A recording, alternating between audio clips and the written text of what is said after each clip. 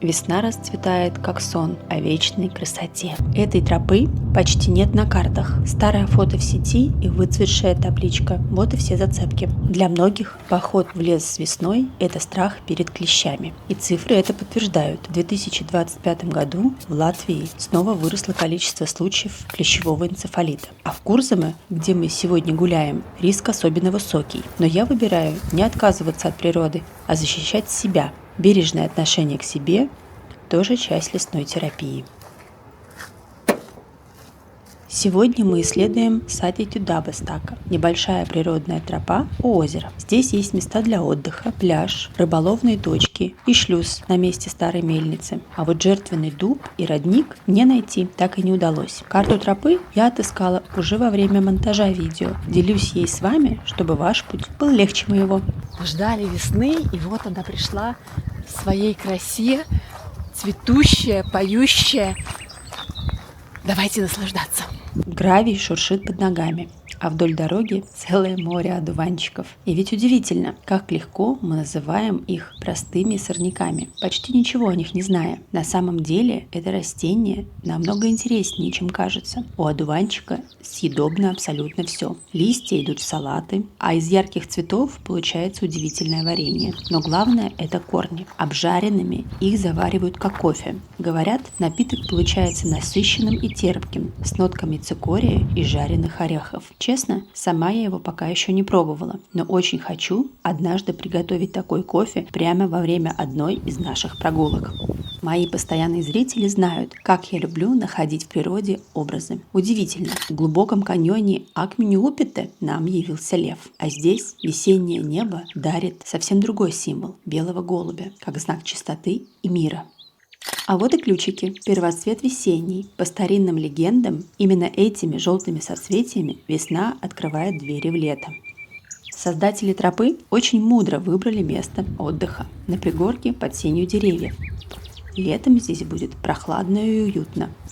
Идеальная точка, чтобы немножко замедлиться. Пришло время для моей любимой практики из лесотерапии. Да-да, обнять дерево.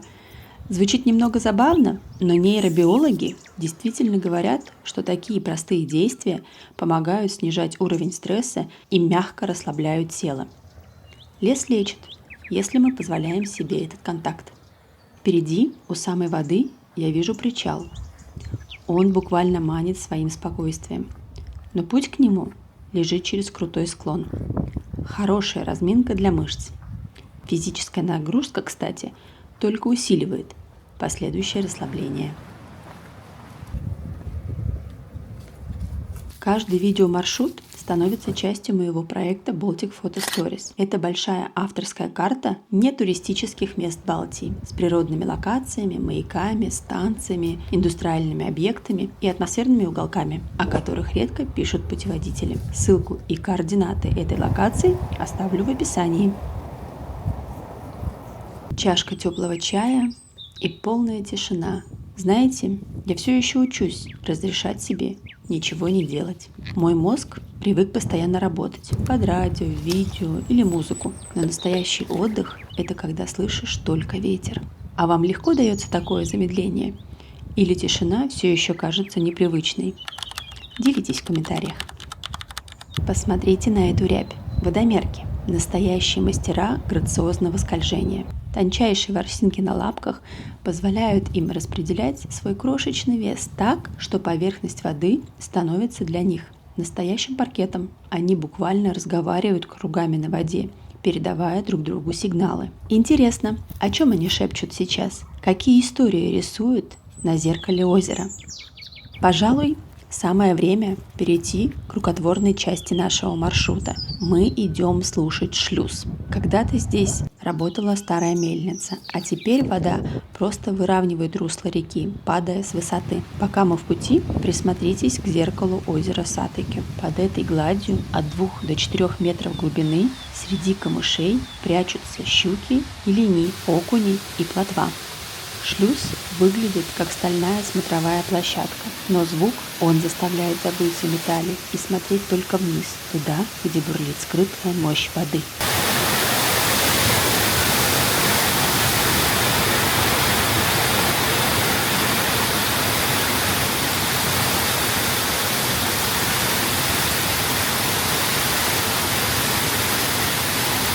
Этот звук похож на бесконечно освежающий душ. Идеально белый шум, который словно смывает лишние мысли. На той стороне дороги единственная табличка – старая мельница. Сквозь молодую зелень проступает силуэт развалин. Я спускаюсь ниже, чтобы увидеть шлюз, но уже с другого ракурса. Там, где бетон встречается с живой водой. Удивительно, как время стирает границы. По сути, это всего лишь техническое сооружение, но сегодня оно кажется абсолютно естественной частью этого леса. Вода прокладывает путь среди камней, неутомимая и прозрачная, а ее движение – сама суть весны, обновление, которое невозможно остановить.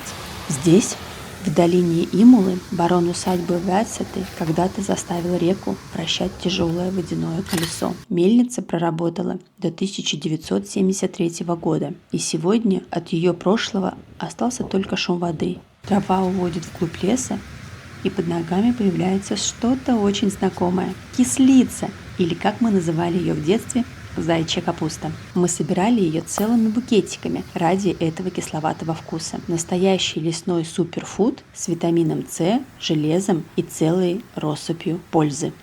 Посмотрите под ноги. Старые лесные орехи, а выше молодые листья орешника. Если вернуться сюда осенью, можно будет собрать молочные лесные орехи. Не лес, а настоящий клад.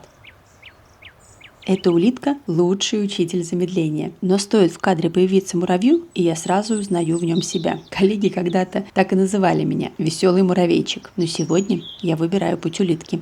Самым неожиданным открытием этой прогулки для меня стало растение, которое я увидела в первый раз в жизни. Петров крест чешуйчатый. Очень странный, почти инопланетный лесной житель. У него нет привычных зеленых листьев. Почти всю жизнь он проводит под землей, питается за счет корней деревьев и кустарников. А весной на поверхность появляются только цветоносы, розоватые, словно собранные из маленьких чешуек. Все остальное остается скрытым под землей. Поэтому встретить его во время прогулки – настоящая удача. Особенно интересно, что статус этого растения в странах Балтии отличается. В Латвии Петров крест считается редким видом и отслеживается через Dabas.lv, но официально в Красную книгу не внесен. В Эстонии он уже находится в Красной книге как редкое растение. А вот по Литве открытых подтвержденных данных я так и не нашла. Думаю, именно такие встречи делают прогулки по-настоящему особенными, когда среди привычного леса вдруг обнаруживаешь тайну, о которой еще утром даже не подозревал. Спасибо, что прошли этот путь вместе со мной. До встречи в следующей истории.